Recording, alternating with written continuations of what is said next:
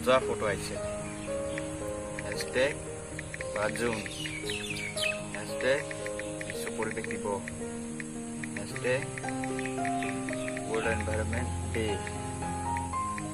hashtag save environment বাবা কি কৈছা আজি বিশ্ব পৰিৱেশ দিৱস ইটোৰ কাৰণে পুলি এটা লৈছো আকৌ চেলফি এটা লৈছো আহা চেলফি এটা লৈ আহা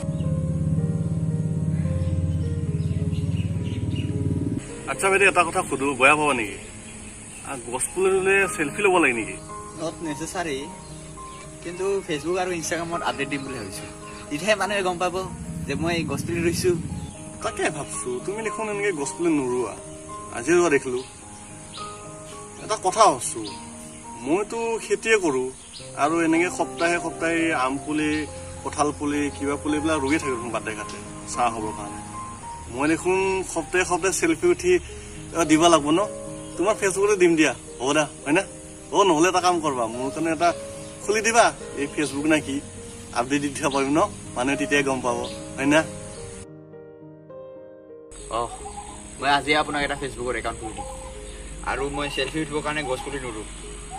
যেতিয়াই মই সময় পাওঁ তেতিয়াই গছ পুলি ৰুম কাৰণ পৰিৱেশটো আমিয়ে বচাব লাগিব আহিছো কোৱা অকল আনক দেখাবলৈ আৰু ফেচবুকত ফটো আপলোড কৰিবলৈ আপোনালোকে গছ পুলি নুৰুব নিজৰ মনেৰে ৰুব অন্তৰে ৰুব আৰু যেতিয়াই সময় সুবিধা পায় তেতিয়াই ৰুব কাৰণ পৰিৱেশটোক বচোৱাৰ দায়িত্ব আমাৰ চেনেলটো ছাবস্ক্ৰাইব কৰি দিব কাৰণ আমাৰ নতুন ফিল্ম আকৌ আহি আছে আপোনালোকে চাবলৈ পাব আৰু ঘণ্টা বটনটোও টিপি দিব নমস্কাৰ